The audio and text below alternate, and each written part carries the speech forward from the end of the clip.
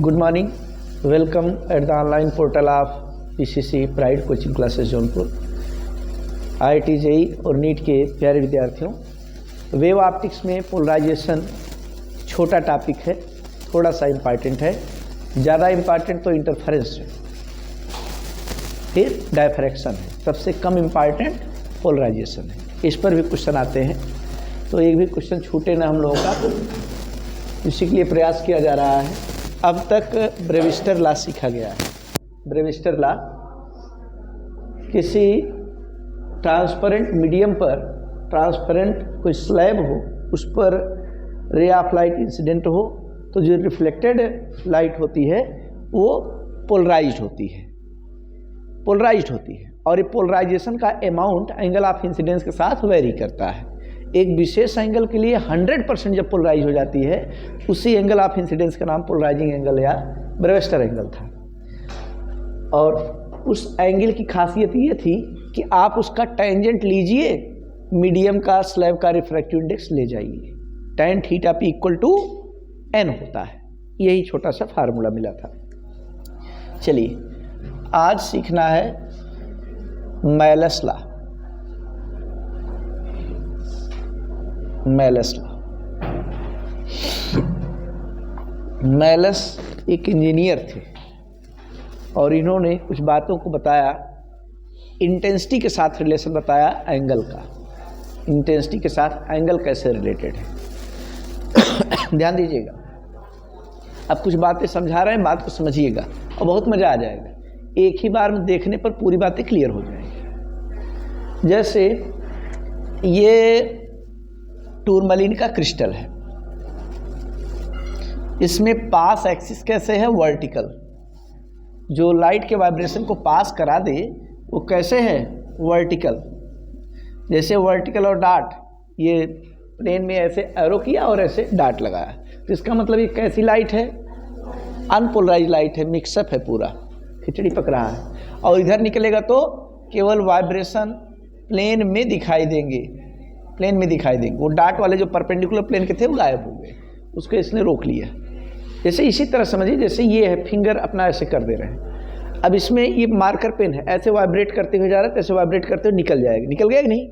लेकिन अगर इस तरह से वाइब्रेट करते हुए आएगा, वाइब्रेट करते हुए, तो इसमें जो जालीदार ये कंस्ट्रक्शन है इसमें रुक जाएगा, ग्रिल में इसके फंस जाएगा। देख रहे हैं नहीं, तो ये वाइब्रेशन पार नहीं हो पाए।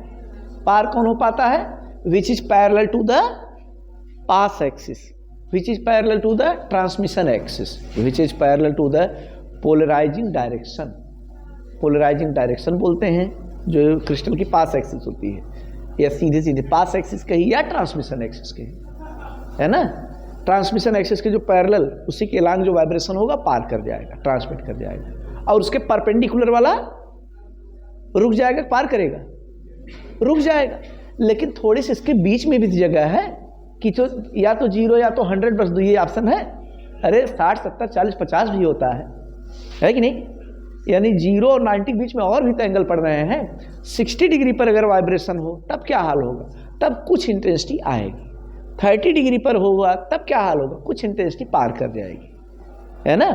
एग्जैक्ट कब रुकता है, 90 पर। अब उसी बात को हम समझाने चल रहे हैं। अच्छा, एक मज़ेदार बात और, पोलराइज लाइट की पहचान करने के लिए क्या उपाय है। तो एक तो हम लोग लेते हैं टूरमलिन का क्रिस्टल, एक लेते हैं कैल्साइट का क्रिस्टल, या फिर एक क्वार्ट्ज का क्रिस्टल। या कैल्साइट के क्रिस्टल को एक वर्कर थे, ग्राइंडिंग पॉलिशिंग में एक्सपर्ट थे, उनका नाम था, काम करने वाले एक मजदूर टाइप के थे, बाद में उनको साइंटिस्ट का नाम दिया गया, विलियम निकाल। क्या नाम था, विलियम निकाल। तो उन्होंने घिस करके, ग्राइंड करके, पॉलिश करके बढ़िया सा प्रिज्म बना दिया कैल्साइट के क्रिस्टल का। और उस कैल्साइट के क्रिस्टल का नाम after the sweet memory of scientist निकाल पड़ गया। उस प्रिज्म का नाम क्या पड़ गया, निकाल प्रिज्म। जैसे आप कुछ रखे हैं, कोई मटेरियल छिपाए हुए, तो हम कह रहे हैं निकाल, निकाल प्रिज्म, है कि नहीं। कहीं रखे हैं छुपा करके निकाल नहीं रहे, तो हम कह रहे हैं निकाल प्रिज्म, निकालो कहाँ। तो निकाल साइंटिस्ट का नाम था। तो विलियम निकाल वो प्रिज्म बनाया, इसकी मदद से ऑर्डिनरी लाइट को पोलराइज लाइट में कन्वर्ट किया जा सकता है। आसान सी टेक्निक थी। तो सीधी सीधी बात, कोई निकाल प्रिज्म लीजिए या ये कैल्साइट का या टूरमलीन का क्रिस्टल लीजिए जिसकी पास एक्सिस एक दूसरे के पैरेलल हो, इस तरह से पास एक्सिस हो। या जैसे कोई आप क्रिस्टल ले रहे हैं उसकी पास एक्सिस कैसे है, वर्टिकल है। इसमें से जालीदार जो वर्टिकल है, ये जो कंस्ट्रक्शन बना रहे हैं, इसमें से केवल वर्टिकल वाले वाइब्रेशन ऐसे जाएंगे, बोर्ड के पीछे से वाइब्रेट करते निकल जाएंगे, है कि नहीं। ये वाले वाइब्रेशन इसमें फंस जाएंगे, है कि नहीं। तो इसी डिवाइस का नाम है पोलराइजर। डिवाइस का नाम क्या है, पोलराइजर। और निकाल प्रिज्म, ये निकाल प्रिज्म का ऐसे बेसिक कंस्ट्रक्शन बना दे रहे हैं। ये निकाल प्रिज्म का कंस्ट्रक्शन है। निकाल प्रिज्म में दो प्रिज्म को पहले एक पैरेललोपाइपेट शेप लिया जाता है, समांतर खटपलक का, फिर इसको शार्टेस्ट डायगोनल, शार्टेस्ट माने जो छोटा वाला हो, उसी के लाग काट देते हैं, हीरे की आरी से काट देते हैं। फिर उसमें लगाते हैं Canada balsam. Canada balsam transparent cement है, लगा के इसे चिपका देते हैं, है ना। तो ये जो निकाल प्रिज्म है, ये एक नई फिनोमेना पर बेस्ड है। निकाल प्रिज्म ये करता क्या है, ऑर्डिनरी रे ऑफ लाइट जाएगी, ऑर्डिनरी रे ऑफ लाइट जाएगी तो ये निकाल प्रिज्म ये किससे जोड़ा गया है, सीमेंट से। तो सीमेंट से जैसे ही अंदर जाएगा तो दो पार्ट में ब्रेक हो जाता है। एक को कहते हैं ई रे, क्या बोलते हैं, और एक को कहते हैं ओ रे। ई रे और ओ रे, पूरा नाम ऑर्डिनरी रे, साधारण जो किरण, और ये एक्स्ट्रा ऑर्डिनरी, असाधारण। ऑर्डिनरी और एक्स्ट्रा ऑर्डिनरी। और जहां पर एक रे दो पार्ट में टूट जाए, अच्छा दो पार्ट में टूटा है तो क्या कोई वापस लौटा है ना, दोनों अंदर ही तो गए हैं, तो दो रिफ्रैक्टेड रे में ब्रेक हो जाए। सिंगल रे ऑफ लाइट का दो रिफ्रैक्टेड रे में ब्रेकिंग हो, तो ऐसे मटेरियल को कहते हैं डबल रिफ्रैक्टिंग क्रिस्टल। क्या बोलते हैं, डबल रिफ्रैक्टिंग क्रिस्टल। मान रिफ्रैक्शन ही दो हो रहा। अब तक क्या सीखते थे, कोई ग्लास की स्लैब हो, उस पर कोई रे ऑफ लाइट आए, कुछ लौट जाती, कुछ अंदर चली जाती है। इसमें भी दो पार्ट में टूट रहा है, लेकिन एक रिफ्लेक्टेड एक रिफ्रैक्टेड, और इसमें दोनों रिफ्रैक्टेड में, देख रहे हैं नहीं, पूरा नाम uniaxial double refracting crystal. Uniaxial double refracting crystal.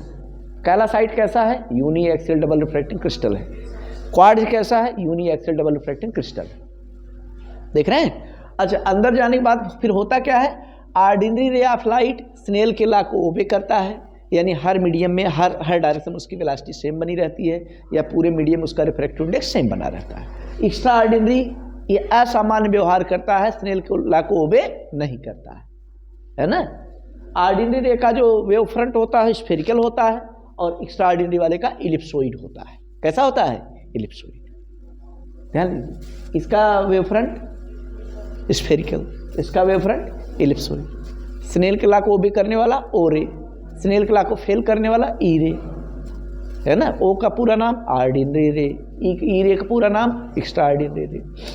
तो ये इसी कनाडा बाल्सम के सरफेस से लौट आती है, TIR हो जाता है, यहीं पर TIR फिनोमेना हो जाती है, और एक्स्ट्रा ऑर्डिनरी वाला पास कर जाता है। अब पास कर जाता है तो इसके वाइब्रेशन कैसे, प्लेन में होते हैं, प्लेन ऑफ पेपर में, प्लेन ऑफ इंसिडेंस के पैरेलल होते हैं। यही है। कौन सी रे बाहर निकली, ई रे। होता क्या है, ई रे और ओ रे दोनों पोलराइज हैं, लेकिन अगर एक रे को लौटाया ना जाए तो दोनों रे निकलेंगे, दोनों रे फिर से मिल जाएंगे, फिर से सामान्य हो जाएगा, फिर से अनपोलराइज लाइट क्रिएट हो जाएगी। एक रे को रोका जाता है, और रोकने के लिए कनाडा बाल्सम का चुनाव ही ऐसा होता है, इसका रिफ्रैक्टिव इंडेक्स हायर होता है ओ के लिए, और इसका रिफ्रैक्टिव इंडेक्स ई के लिए स्मॉलर होता है। तो जिसके लिए स्मॉलर होता है उसको पार कर जाने देता है, और जिसके लिए हायर होगा तो TIR का चांस बढ़ जाता है।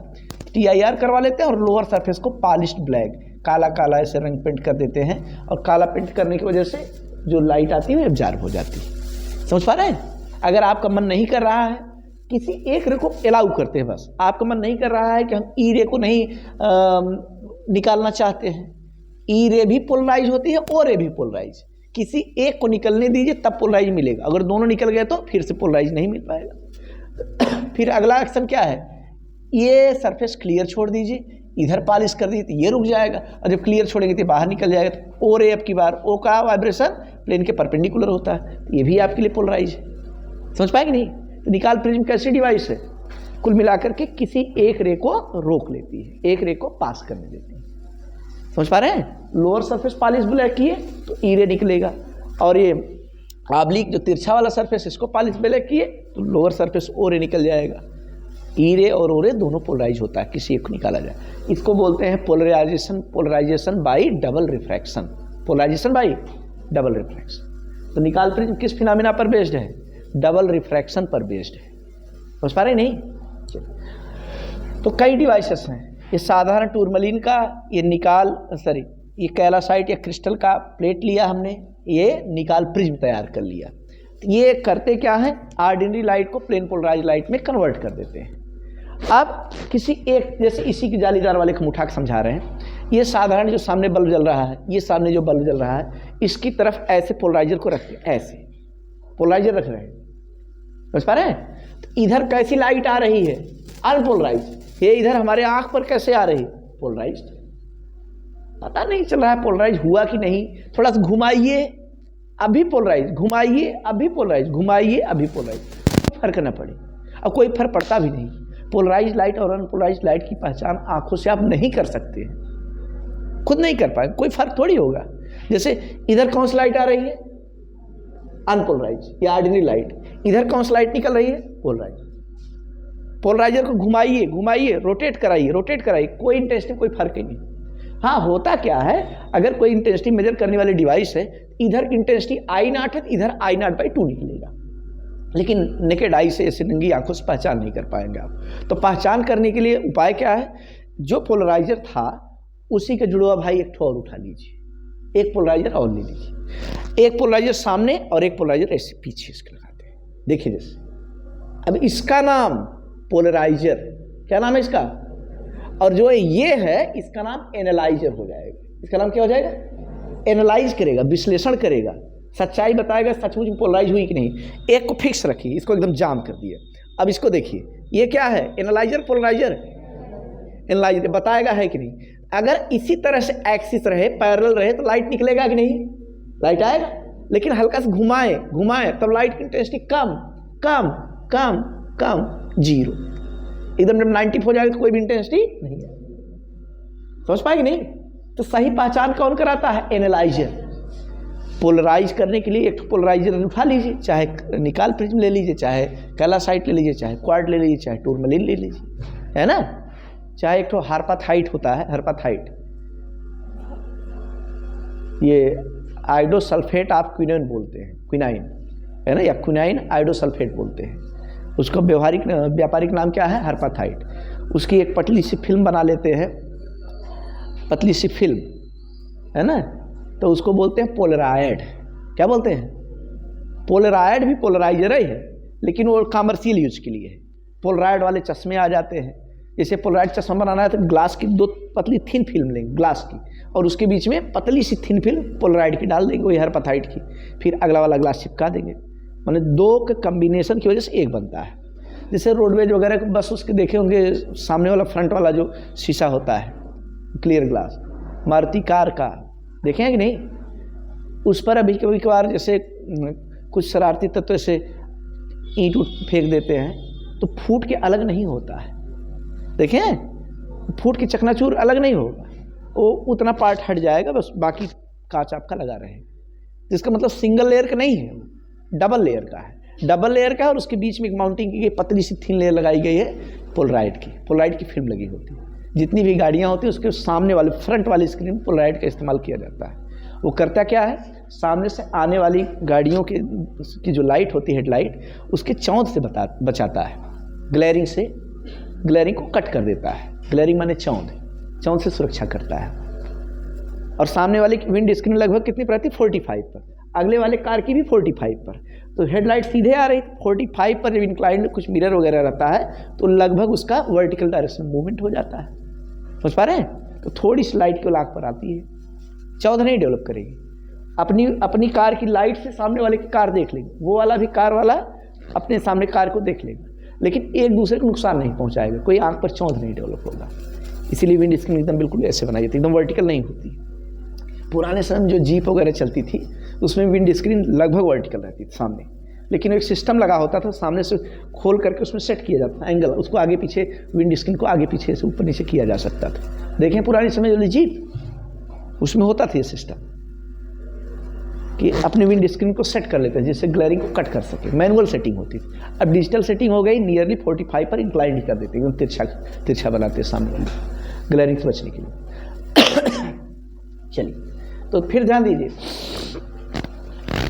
ये सामने वाली लाइट, बल्ब से जो लाइट निकल रही है वो कैसी है? बल्ब से जो लाइट निकल रही है अनपोलराइज।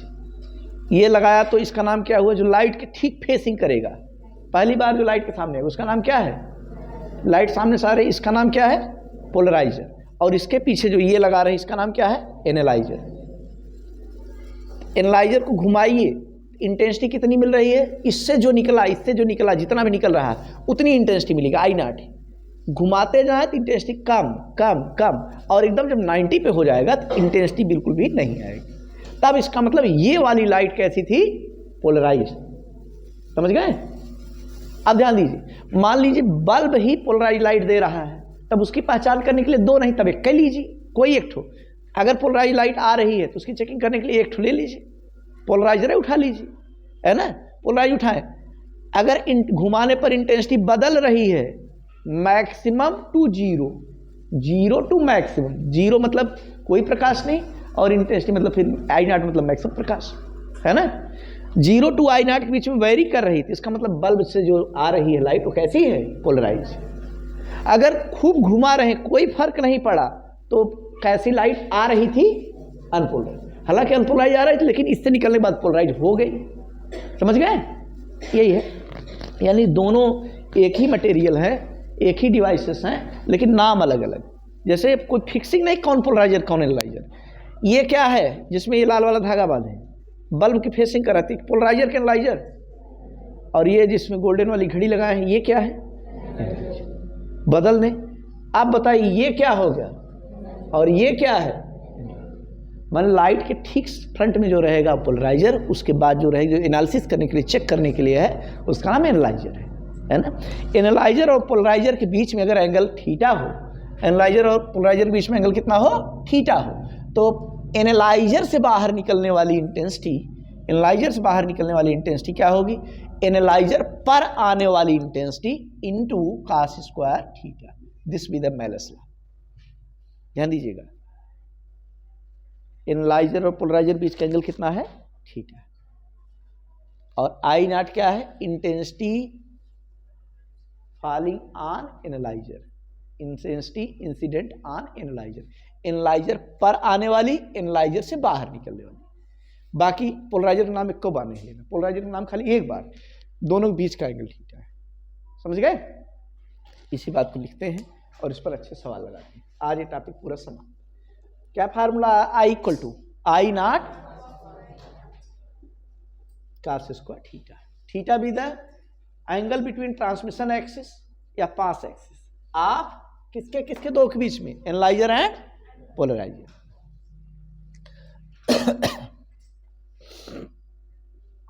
if angle between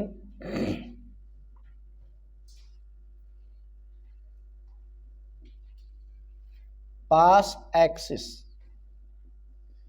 या और कोई नाम transmission axis of polarizer and analyser be theta and incident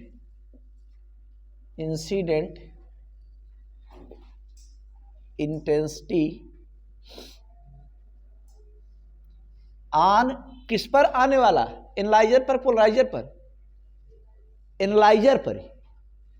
किस पर इंसिडेंट की इंटेंसिटी ले रहे हैं? एनालाइजर पर। On analyser be theta, then transmitted intensity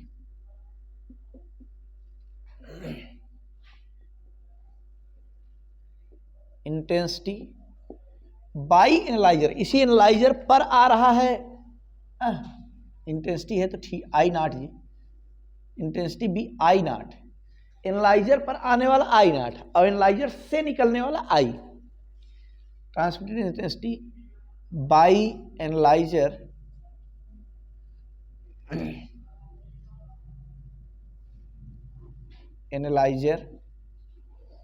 will be कितना होता है, आई नॉट और इंटू कास स्क्वायर थीटा। यही कहते हैं, सेंटेंस में से फार्मूला लिख देते हैं, यानी आई का क्या formula, I naught into cos square theta. एकदम सावधान, पोलराइजर का कोई रोल नहीं है, बस एनालाइजर और पोलराइजर की ट्रांसमिशन एक्सिस के बीच का एंगल थीटा हो। तो एनालाइजर पर आने वाली इंटेंसिटी आई नॉट और एनालाइजर से बाहर निकलने वाली इंटेंसिटी के बीच रिलेशन है, I equal to I nought cos square theta.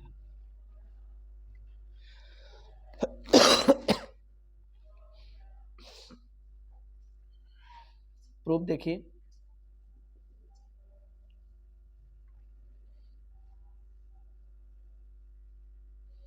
ये पास एक्सिस कैसी है, हॉरिजॉन्टल बना रहा है कि वर्टिकल, देख के बताइए जरा किस तरह के वाइब्रेशन को अलाउ करेगा, हॉरिजॉन्टल वाइब्रेशन को वर्टिकल, हॉरिजॉन्टल वाइब्रेशन।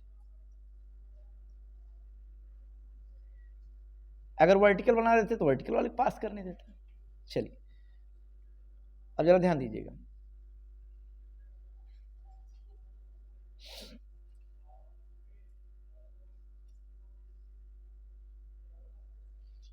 ये कोई वाइब्रेशन ऐसे इंसिडेंट हो रहा है,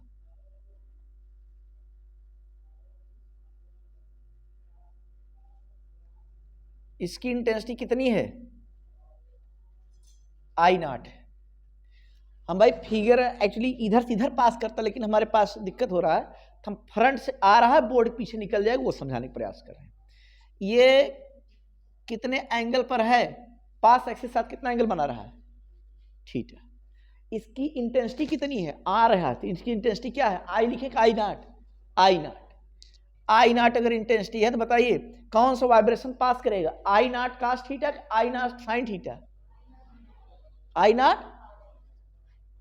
नॉट कास थीटा पास करेगा कि नहीं भाई, यही गलत है, क्योंकि आप वेक्टर पर खाली हो गए, वेक्टर पढ़ लिए हैं, तब तो I equal to I nought cos theta ही लिखते, क्यों कास स्क्वायर लिख रहे हैं, क्या जरूरत पड़ी थी, नहीं समझ पाए।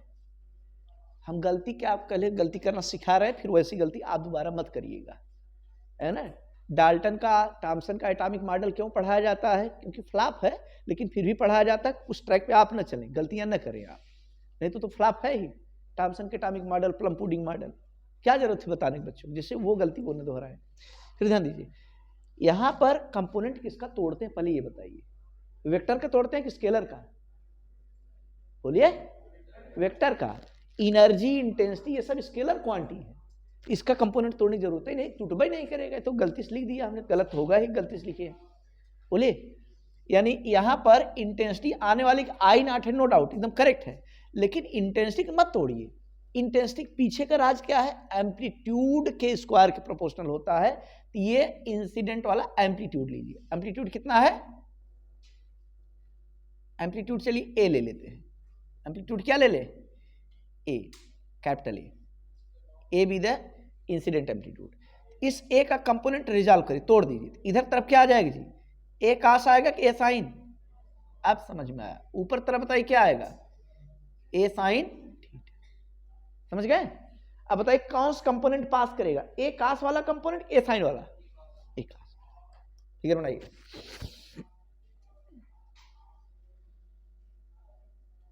यानी इंटेंसिटी को ही फट से नहीं रिजॉल्व कर देना है, तब तो मैलस कला ही बेकार हो जाता है, तब तो आई नॉट कासे थीटा लिख के बैठते आप। अच्छा, कुछ लोग शायद कम समझ पाए क्या, ट्रांसमिशन एक्सिस कैसी है, कैसी फिगर में दिखाया गया, हॉरिजॉन्टल दिखा है। ये एनालाइजर ही, पोलराइजर कहाँ रखा है उसको नहीं दिखा रहे, बस पोलराइजर तिरछा रखा गया तभी उसकी एम्पलीट्यूड इधर निकल रहा है। According as figure, let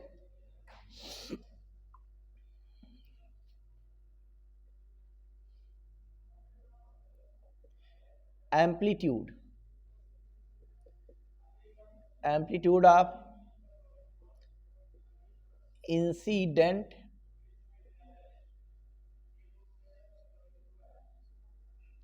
amplitude of incident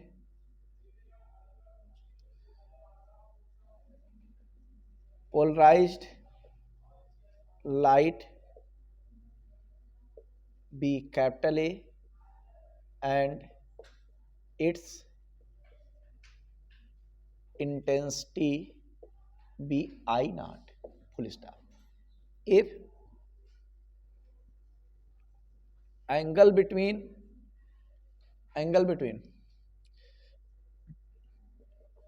path axis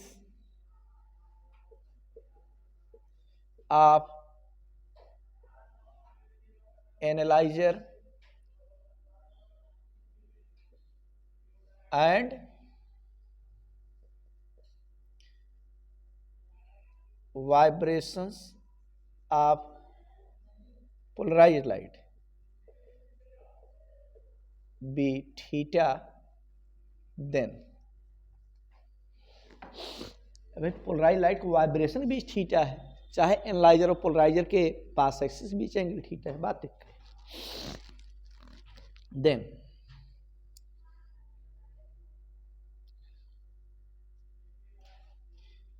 component of amplitude A cos theta will pass and A sin theta will block। 90 पर वाइब्रेट करेगा तो रोक दिया जाएगा। कौन सा पास करेगा? केवल और केवल A cos वाला जो ट्रांसमिशन एक्सिस के पैरेलल है।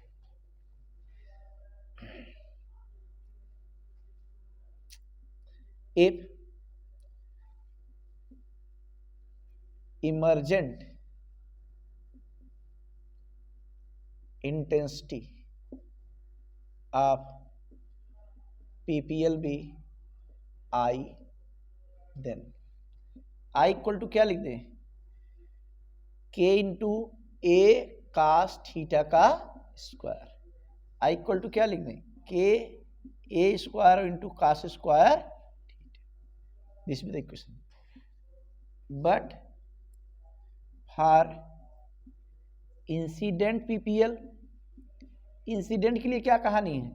इंसिडेंट की इंटेंसिटी तो मन में हम लोग आई नॉट सपोज किए हैं, और इंसिडेंट का एम्पलीट्यूड पूरा पूरा ए है, तो के इंटू ए स्क्वायर लिख दें, हो गया। और 1 और 2 से देख ही रहे हैं फार्मूला, तैयार हो गया कि नहीं? From equation 1 and 2, from equation 1 and 2 we है क्या लाभ मिला? I equals to I naught into cos square theta. याद रखिएगा, गलती से आवेश में आकर के जल्दबाजी में इंटेंसिटी को मत तोड़िएगा, कंपोनेंट है ना। अच्छा, कुछ लोग बड़ी चिंता में पड़ जाते हैं, हाँ टूट तो सकता है आई नॉट कास थीटा, फिर लिखा क्यों नहीं गया? तो थोड़ा सा ध्यान दिलाइए उनको, इंटेंसिटी स्केलर क्वांटिटी है, स्केलर कंपोनेंट तोड़ा ही नहीं जाता है। तोड़ा किसका जा सकता है? डिस्प्लेसमेंट का, डिस्प्लेसमेंट वेक्टर है, और वही मैक्सिमम डिस्प्लेसमेंट को ही तो एम्पलीट्यूड बोलते हैं, आयाम। आयाम को तोड़ सकते हैं एम्पलीट्यूड, नोट करिए इसको, समझ गए होंगे।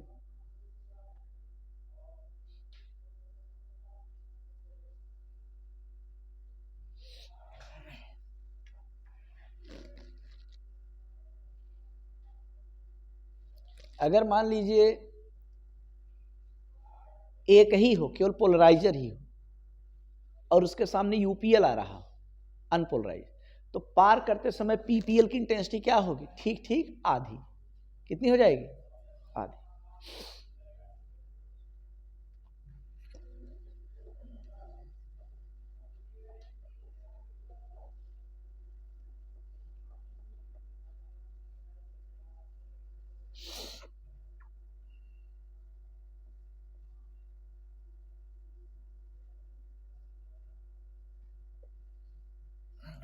If there is only one polarizer,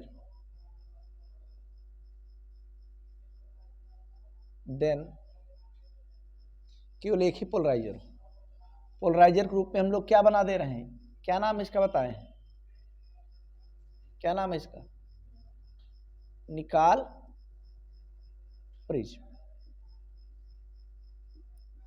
चाहे टूरमलिन क्रिस्टल हो, कैल्साइट क्रिस्टल हो, क्वार्ट्ज का हो, ये कैसी लाइट आ रही है, यूपीएल की पीपीएल,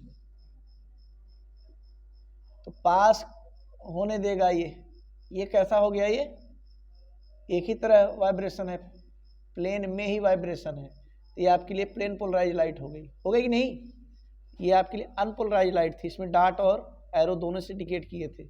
इसकी इंटेंसिटी अगर आई नॉट हो तो इसकी इंटेंसिटी क्या होगी, आई नॉट बाई 2, समझ गए कितनी होगी, सिंस आई की वैल्यू क्या होती है, आई नॉट डायरेक्ट लिख दे रहे हैं आप, आई नॉट बाई 2। अगर आप प्रूफ करना चाहते हैं इसको, क्या कर दें, इसमें किसी तरफ घुमाएं, चाहे जितना घुमा लें, इंटेंसिटी हमेशा पीपीएल ही मिलेगा, इंटेंसिटी में कोई वेरिएशन नहीं होगा। तो चाहे जितना घुमाए, माने घुमाने की पॉसिबिलिटी कितनी है, 0 से 360 फुल साइकिल के लिए। तो इसकी एवरेज वैल्यू निकाल लीजिए। एवरेज वैल्यू निकालेंगे, एवरेज वैल्यू जानते रहिए, कास की एवरेज वैल्यू होती है 1/2, सॉरी कास की नहीं, कास स्क्वायर की, साइन स्क्वायर की वैल्यू होती है एवरेज वैल्यू 1/2। साइन की एवरेज वैल्यू 0, कास की एवरेज वैल्यू 0, लेकिन स्क्वायर लगा रहेगा तो हाफ होगा, आधा, जानते हैं। और ये जो एवरेज वैल्यू जैसे कहा जाए कि साइन थीटा की एवरेज वैल्यू बताइए, एवरेज लिखना बहुत आसान है, जबरदस्ती इंटीग्रेट कर दीजिए और फिर पश्चाताप कर लीजिए। ये किसकी एवरेज वैल्यू है, साइन। वेलोसिटी की एवरेज वैल्यू बताइए, तो वी डी थीटा या V D T by integral D T, ये वेलोसिटी की एवरेज वैल्यू है। किसकी average value, velocity. Average value का नोटेशन ये वाला ब्रैकेट लगा दीजिए, चाहे वी बार लगाइए, चाहे वी नीचे ए वी लगा दीजिए, है कि नहीं। तो वैसे किसका एवरेज वैल्यू है, साइन थीटा का एवरेज वैल्यू, ऐसे नोटेशन लगा दीजिए, समझ गए। और सॉल्व करेंगे तो इसका लिमिट क्या, फुल साइकिल के लिए 0 से 2 पाई, 0 से 2 पाई, और इसको सॉल्व करेंगे तो कितना आ जाएगा, 0।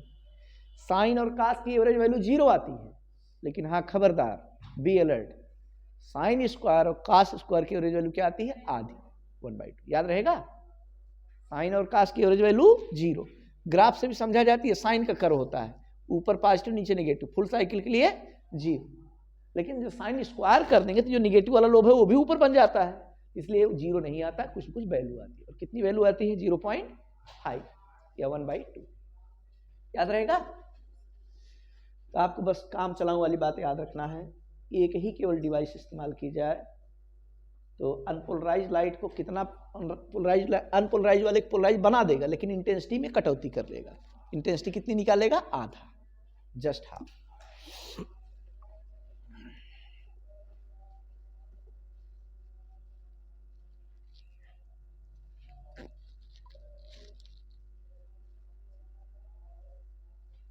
नया साल है, खूब एनर्जेटिक होकर के, खूब ऊर्जा के साथ पढ़ाई शुरू कीजिए, और इस साल ज़रूर सफलता आप लोगों को मिलेगी, श्योर एंड सर्टेन।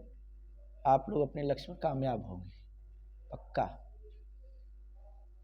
बस एकदम जुटे रहिए, धीरे धीरे ही लेकिन अनवरत, पर डे आप प्रयास करिए, रुकना नहीं है। चलिए अब प्रॉब्लम देखते हैं।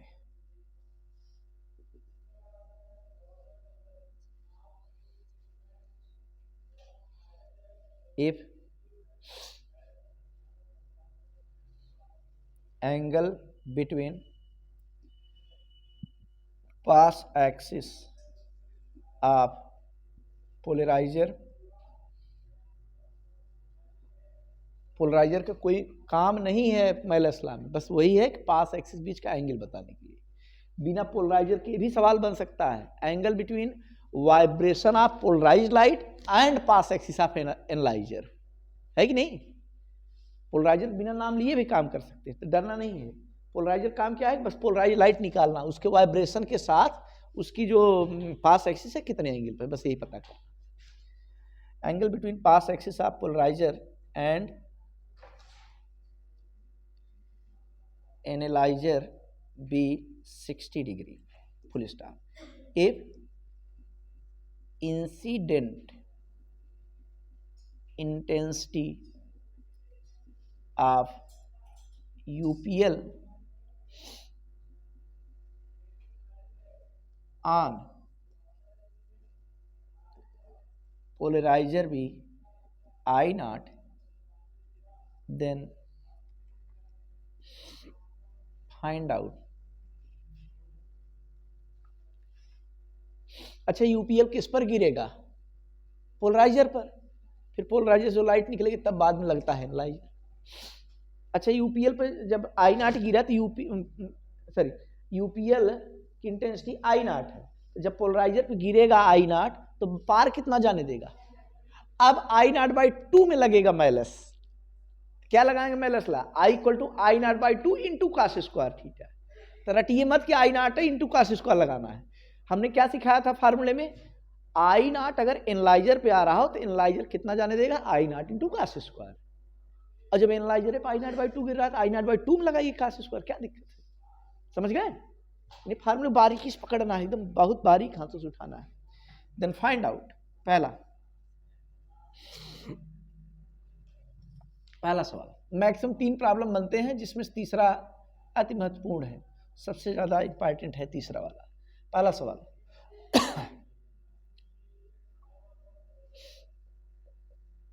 Intensity of transmitted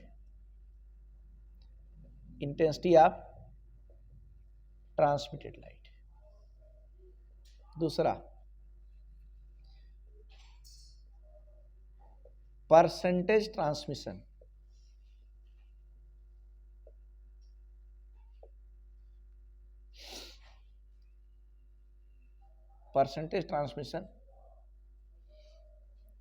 of PPL with respect to analyser.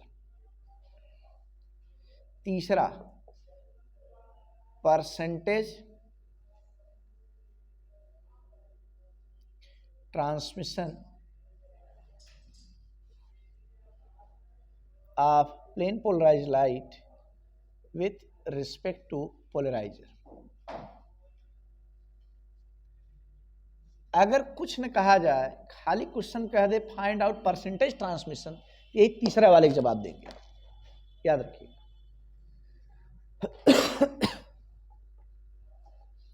एक दो क्वेश्चन बता दे रहे, उसमें सब आ जाएगा, बुक के सभी सवाल।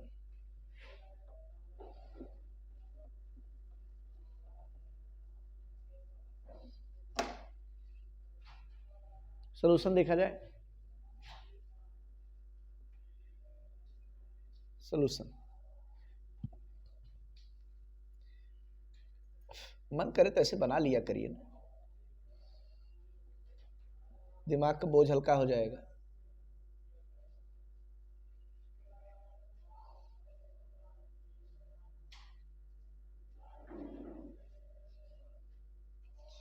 बताइए, ये यूपीएल इंसिडेंट हो रहा है और क्वेश्चन कहा गया इसकी इंटेंसिटी आधी है, बोलिए ये क्या हो जाएगा? पीपीएल हो जाएगा, प्लेन पोलराइज्ड लाइट, लेकिन इसकी इंटेंसिटी कितनी हो जाएगी?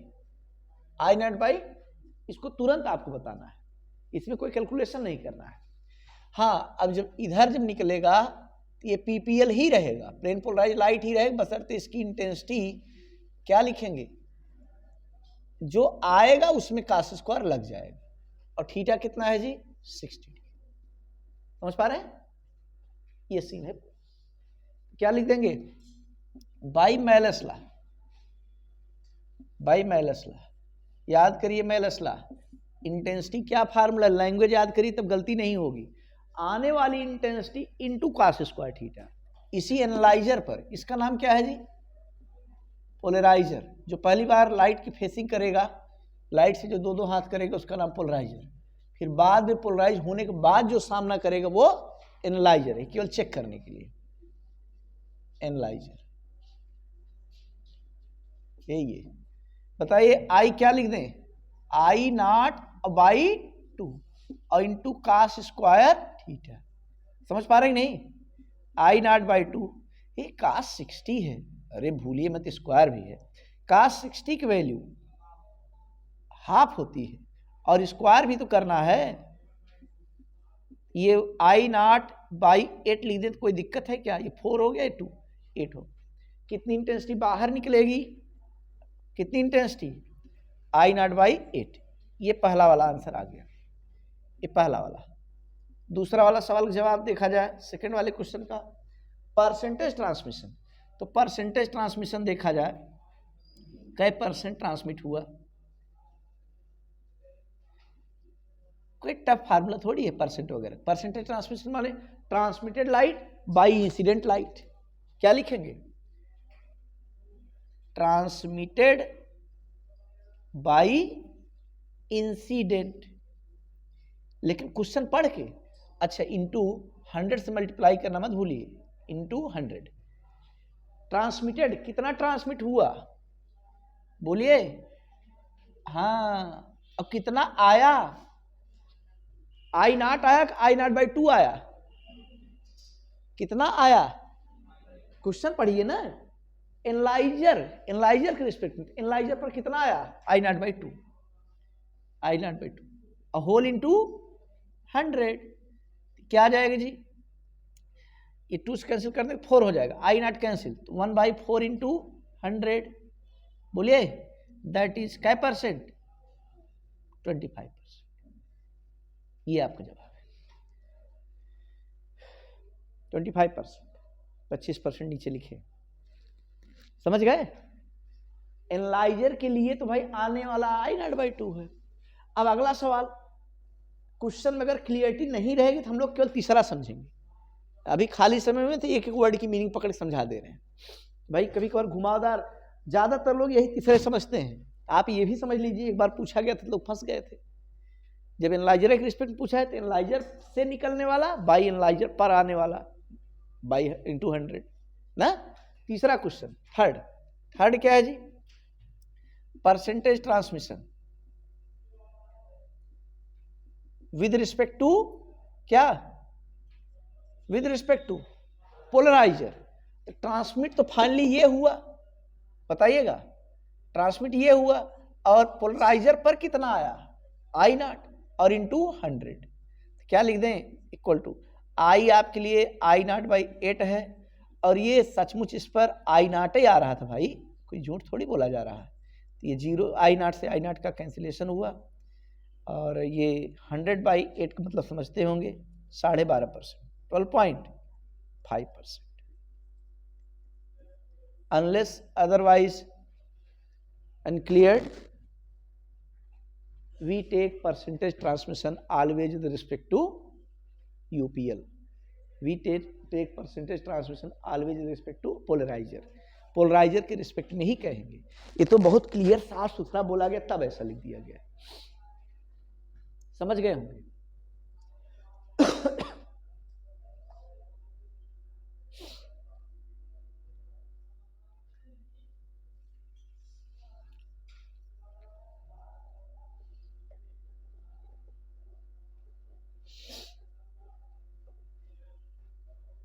एक क्वेश्चन और,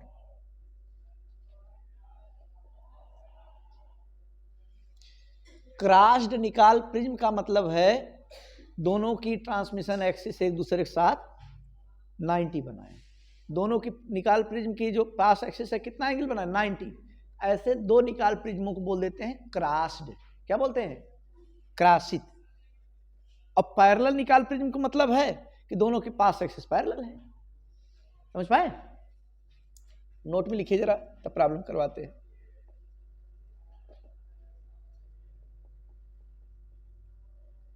पैरेलल निकाल प्रिज्म अगर वर्ड बोला जाएगा तो इसका मतलब क्या? इसका मतलब एंगल कितना है उनके बीच में? कितना है? क्रॉस्ड निकाल प्रिज्म या क्रॉस्ड एनालाइजर पोलराइजर बोला जाए, उसके बीच में एंगल कितना है? 90। सही है? चलिए, दो निकाल प्रिज्म पैरेलल थे, जरा पिक्चुरली शो करिए, इस बात को समझाइए। दो निकाल प्रिज्म पैरेलल थे मतलब ऐसे, इस तरह से पैरेलल। एक निकाल प्रिज्म को 30 घुमा दें तो बताइए थीटा कितना हुआ? 30। दोनों पास है, एक्सिस बीच देखना है ना। पहले दोनों निकाल प्रिज्म इनिशियली कैसे थे? पैरेलल थे, और एक को 30 घुमा दें तो उनके बीच का एंगल कितना हुआ? 30 हुआ। इनिशियली निकाल प्रिज्म पैरेलल थे, एक को 20 डिग्री रोटेट कर दें, एंगल कितना हुआ? 20 हुआ। कौन सी नई बात है? लेकिन नई बात अब होने वाली है। शुरुआत में दो निकाल प्रिज्म क्रॉस्ड थे, ऐसे देखिएगा कैसे थे? क्रॉस्ड। और एक को 30 घुमा दें तो बोलिए पास एक्सिस बीच में एंगल क्या? 60। यही खास बात है। इफ निकाल prism is initially in crossed position, then we will rotate angle theta. Then here, in case of Malus law, theta is replaced by 90 minus theta. अगर शुरुआती दौर में क्रॉस्ड थे तो 20 घुमाया जाए, एक को 20 घुमा दे, चाहे एनालाइजर चाहे पोलराइजर, बताइए दोनों के बीच की ट्रांसमिशन एक्सिस बीच का एंगल क्या होगा? समझ गए? हम लोग पास एक्सिस बीच का ही एंगल खोजना है। चलिए, एक problem,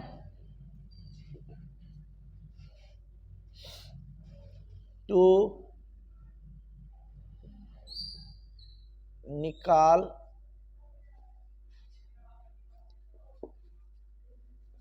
prism were crossed position, were in crossed position, crossed position initially, full stop. If one of them is rotated by 60 degree, किसी एक को, दोनों को नहीं, दोनों को 60 घुमा दें फिर क्रॉस ही रह जाएंगे, है कि नहीं? एक को रोक के एक घुमाएंगे तब ना एंगल बदलेगा। If one of them is rotated by 60 degree, then find out percentage transmission, जबकि वेरेज इंसिडेंट लाइट, ब्रैकेट में कौन सा? अनपोलराइज वाला, हैव इंटेंसिटी आई नॉट। अब बताइए परसेंटेज ट्रांसमिशन किसके रिस्पेक्ट में पूछा गया है? एनालाइजर के, पोलराइजर के? सेंटेंस क्लियरिटी नहीं किया गया, तो आप क्या करेंगे? एकदम अंत का ट्रांसमिशन, एकदम शुरू का इंसिडेंस वाला लेंगे, है ना? माने पोलराइजर के रिस्पेक्ट में निकालेंगे।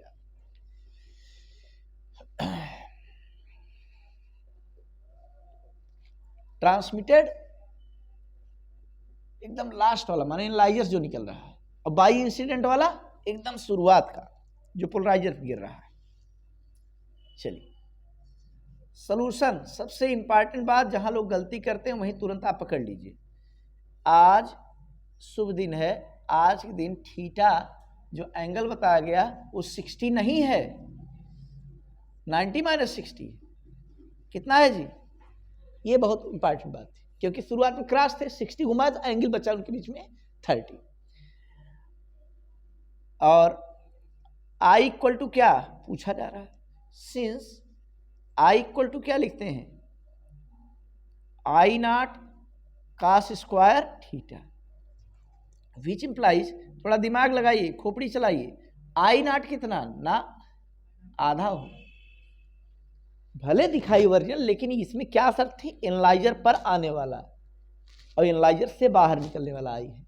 लेकिन यहाँ इंसिडेंट माने यूपीएल की इंटेंसिटी आई नॉट है। ये किसकी इंटेंसिटी होती थी मैलस लॉ में? एनालाइजर पर आने वाले की कि एनालाइजर से बाहर निकलने वाले की? एनालाइजर पर आने वाले मतलब क्या? पोलराइज की कि अनपोलराइज की?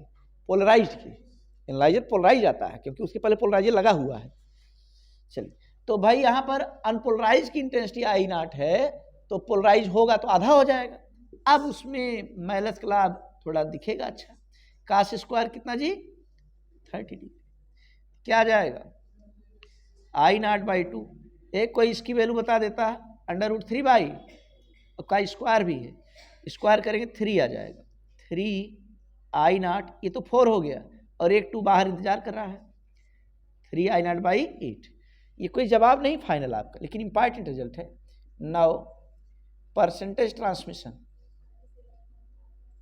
हाँ कितना 37 पॉइंट, ठीक। परसेंटेज ट्रांसमिशन क्या होगा, ट्रांसमिटेड इंटेंसिटी,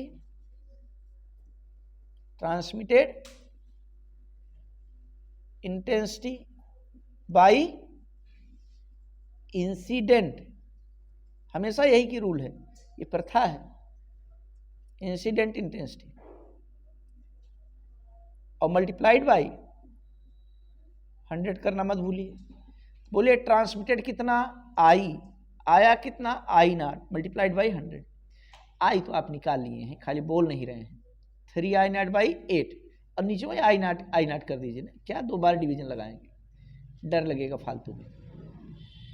8 से डिवीजन लेंगे तो 12.5 आ जाएगा, 12.5 के 3 मल्टीप्लाई करेंगे, देख रहे हैं क्या आ जाएगा,